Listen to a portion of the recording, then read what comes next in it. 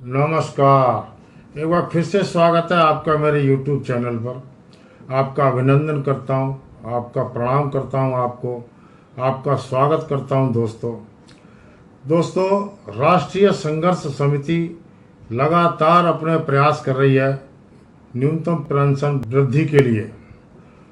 तो इसी कड़ी में कमांडर अशोक राउत और उनकी टीम ने दिल्ली में प्रेस कॉन्फ्रेंस की और उस प्रेस कॉन्फ्रेंस में क्या क्या कहा है वो सारी की सारी वीडियो मैं इसके साथ लगा रहा हूँ, आप देख लीजिए। आने के लिए बहुत बहुत धन्यवाद। ये 21 राष्ट्रीय संघर्ष समिति देश के 81 लाख पेंशनरों की अग्रणी संस्था है जो पिछले 8-9 वर्ष से न्यूनतम पेंशन बढ़ाने के लिए संघर्ष कर रही है।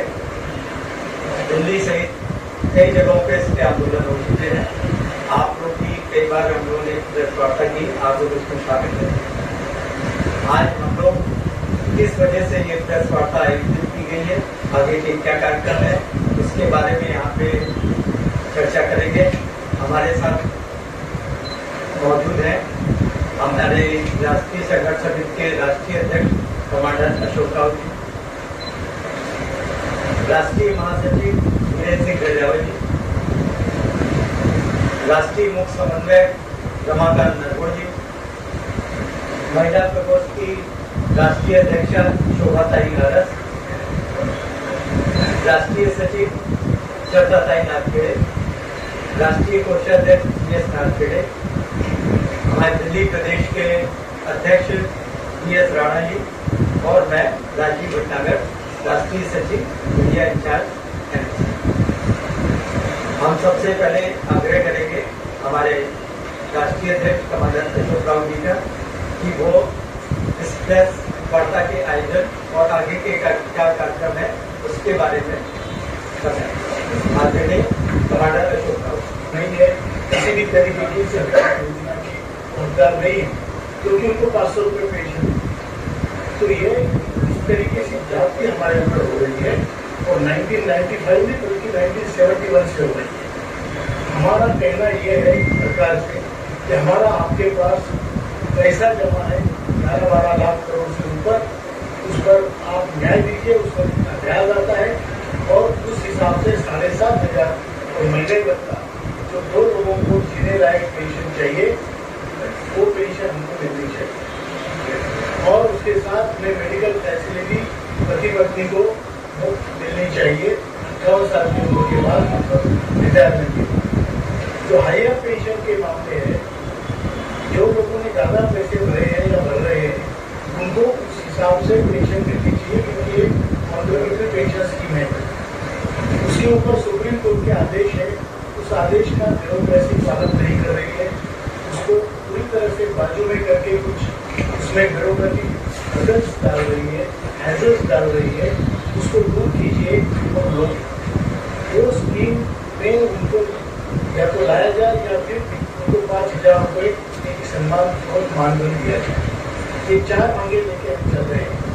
मैं आपको बता दूं कि संघर्ष पिछले 10 सालों से पूरे देश में सभी राज्यों में केंद्र शासित प्रदेशों में इस संगठन फैला हुआ है और इस संगठन का काम चल रहा है।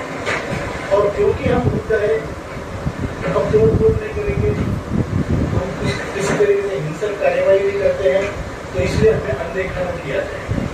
आपने देखा होगा हिंसक आंदोलनों की तरफ जल्दी से जल्दी देखा जाता है और जो आंदोलन पीसफुल चल रहे हैं उनकी तरफ उनको किनारे किया जाता है।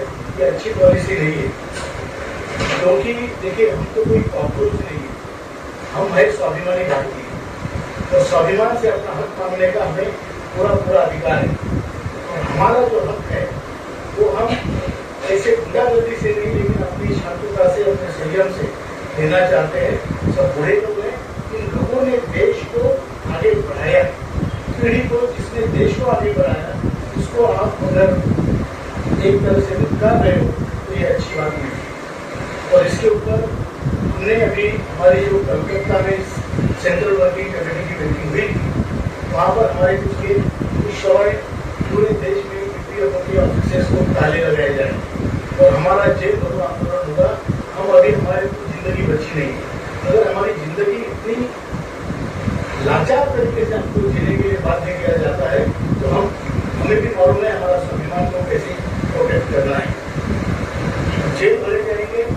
पूरे देश में। अगर फिर भी हमारी बात नहीं मानी गई तो हम आमरण अनशन में बैठेंगे प्रत्येक जिले, और फिर वहां से उठने की जरूरत नहीं करेंगे, चाहे हमें जो हमारा गुनाह हो। हम लाचारी की जिंदगी जीना नहीं चाहते, हमें स्वाभिमान की जिंदगी हमारी हक की है, वो हमें लेनी है। और अगर उसके बाद भी हमारी तरफ सरकार का ध्यान नहीं जाता है तो उचित समय में सेल्फ इवोल्यूशन या आत्मदाह का हम निर्णय ले सकते हैं। नहीं तो ऐसी जिंदगी क्या काम की, घर में भी इज्जत नहीं, बाहर इज्जत नहीं, आपके पैसे लूट के आपको रास्ते पे छोड़ दिया है भिखारी बना के, तो ये हमें मंजूर नहीं है। आप एक तरफ से हमारा पैसा होने के बावजूद हमें न्याय नहीं दे रहे, और दूसरी तरफ आप कुकर बांटने में, फ्री बांटने में मशहूर है। आप किसी को, बहनों को, किसी को देते हैं, हमें कोई इससे मतलब नहीं है, लेकिन फिर हमें टारगेट, हमारा अधिकार है उसको तो पहले दो। कुकर बांटना है, उन्हें दान धर्म करना है, बाद में करो। भी काम बाद में बात होगी, पहले जो स्वाभिमानी लोगों का पैसा है उसको निकालो, हमारा पैसा है।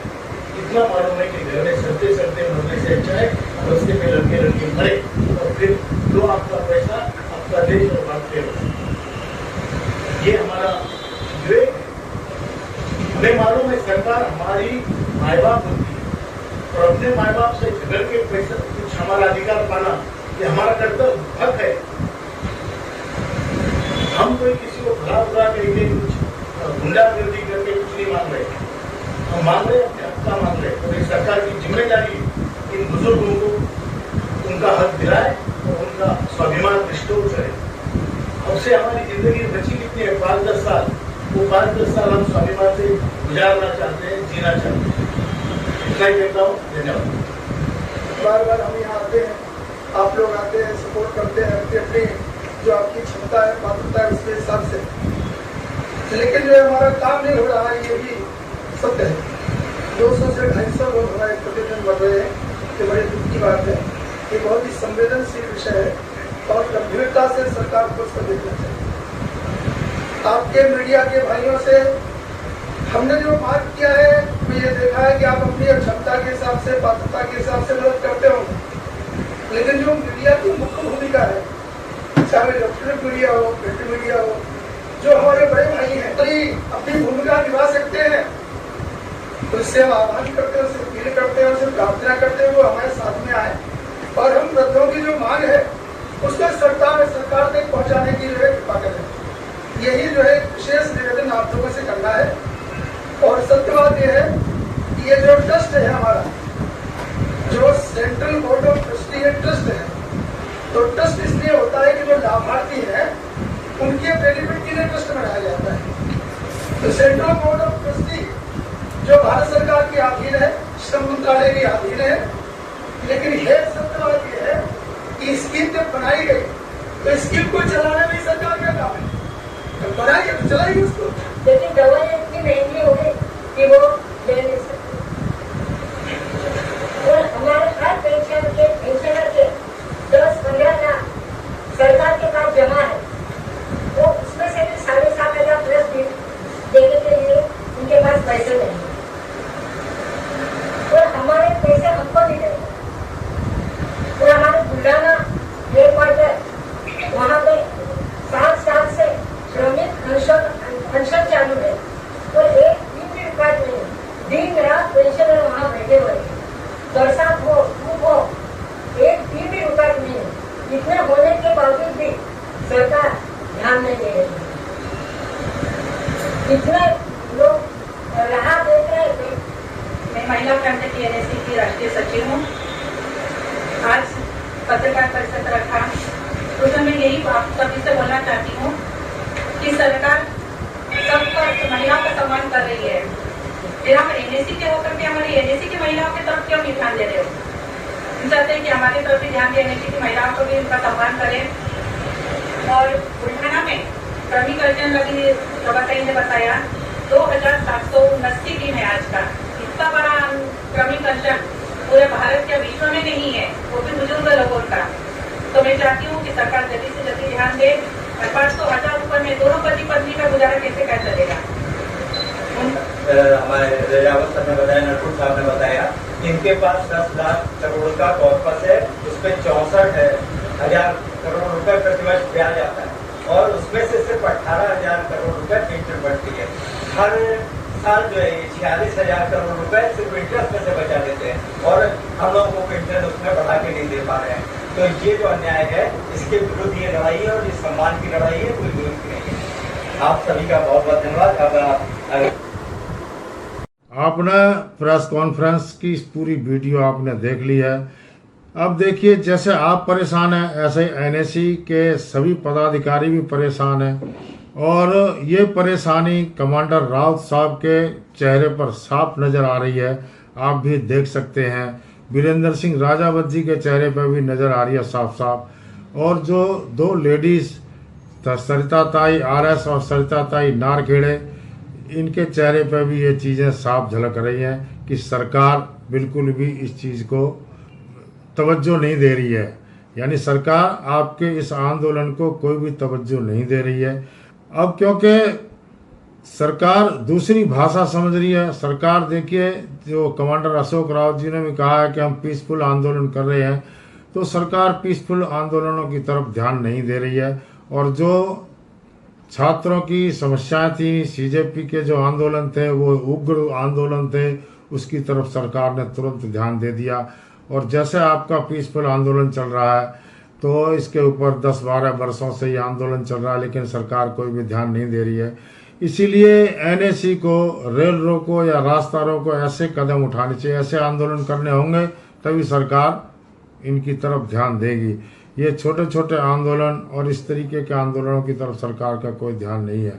तो दोस्तों, आपने पूरी की पूरी वीडियो देख ली है।